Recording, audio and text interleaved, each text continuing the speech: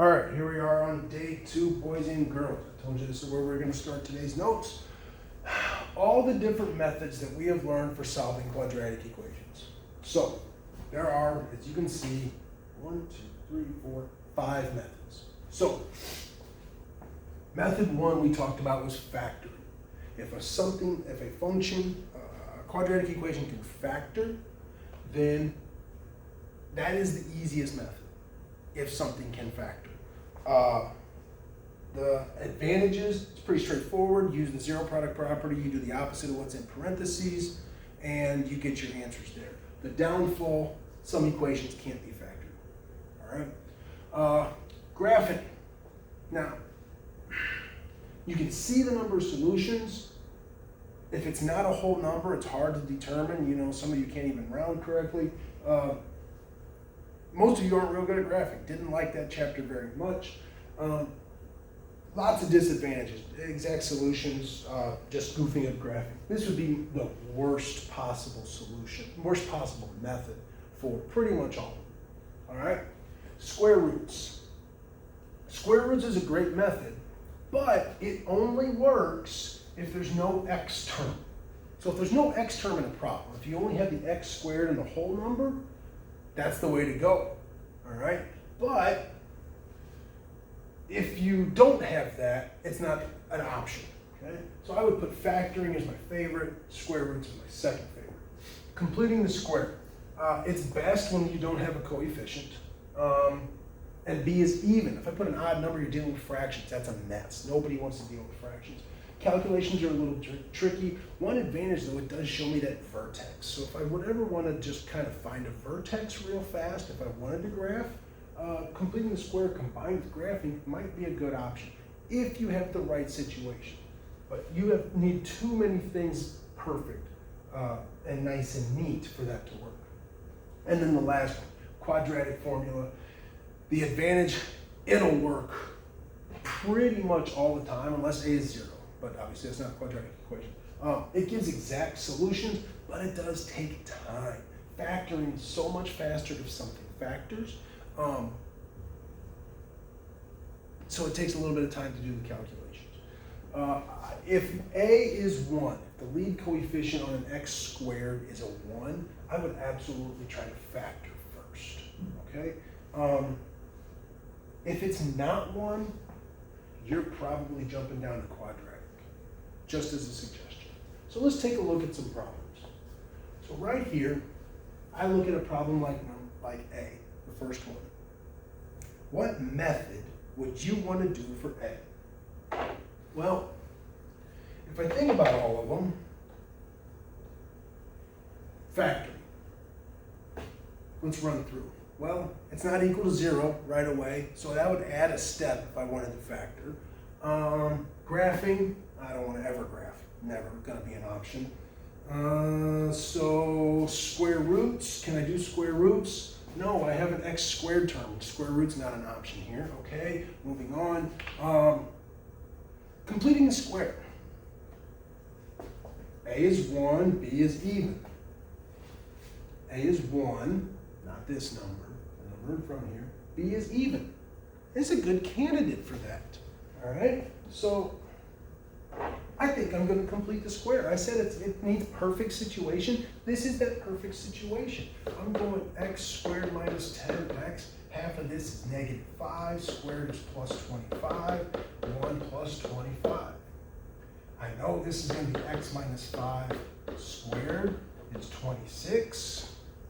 Square root both sides. X minus 5 is plus minus square root 26. I take a look at that. Not a perfect square, so I'm going to grab my calculator. I know I need to add 5 on both sides, so I've got x equals 5 plus minus square root of 26. I'm just going to grab a calculator and punch it in.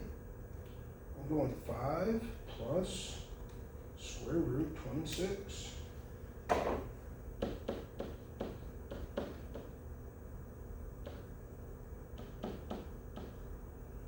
And then x minus square root 26, negative 0.1. There's my answer. For those of you not good at rounding, This is 10.099. This rounds this up, even though it's to the nearest hundredth, that would still be 0.1, right? Probably 0.10 would be the proper way to get to hundredths place. But there you go. Could you do another method? Yeah, you could do another method, but this one was set up perfect. It had that perfect situation for completing the square. All right, B.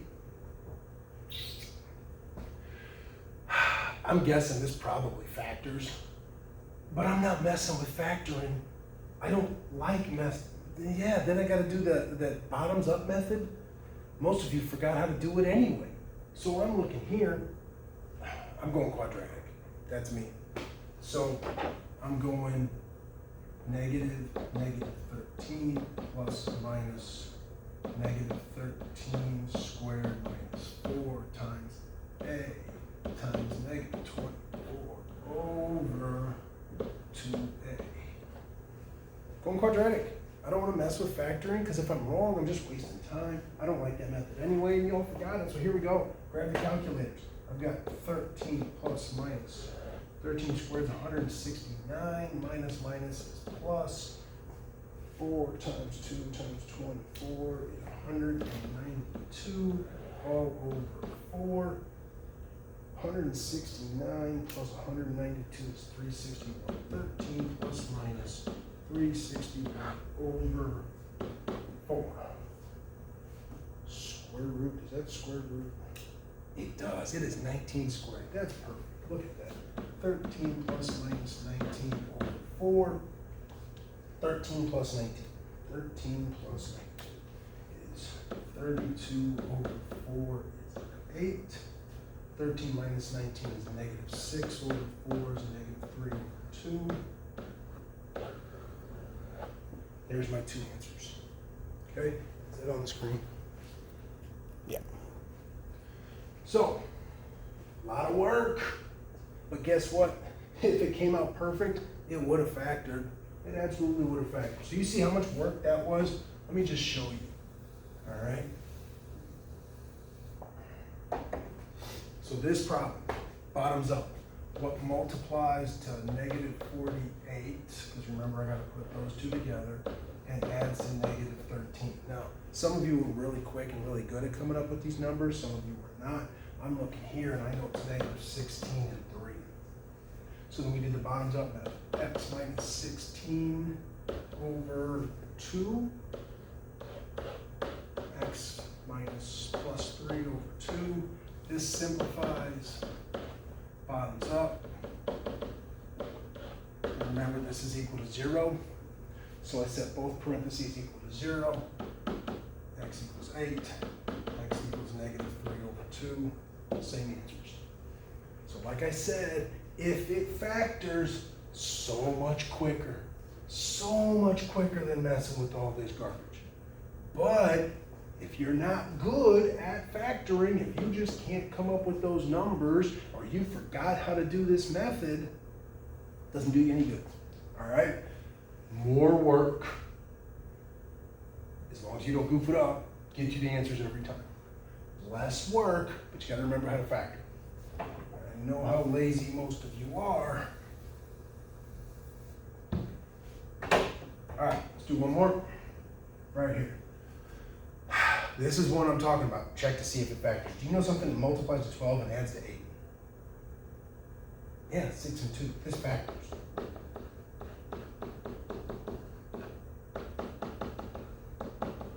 Done. Factor if you can. Factoring is so much easier than busting through the quadratic formula every stinking time. All right. So, I just want to know what method you would use for these 4 problems. What method would you use? Take a look, figure it out, see what method you think is easiest.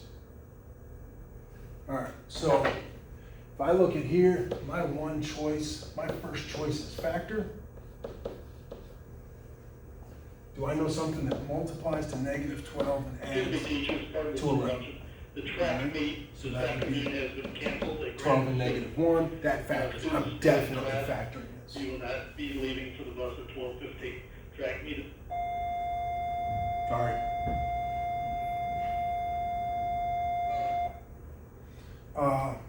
Number 14. What method am I going to use here? Well, if you notice, there's an x squared, there's a constant. There's an x squared, there's no x. So I'm definitely just going to solve this.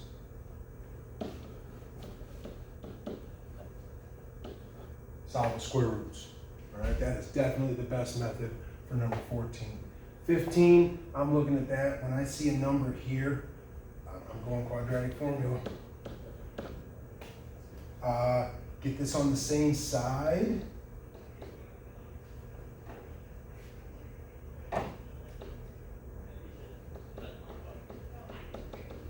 Get it in standard form. Now, when I look at that, I'm gonna check factoring. Is there anything that multiplies 5 and adds a -2? Nope. Now I'm going quadratic formula. So I'm always gonna check factoring first if there's just a simple x squared. That's always gonna run through my head. Then if it doesn't work, I'm going quadratic formula from there, and we can figure it out.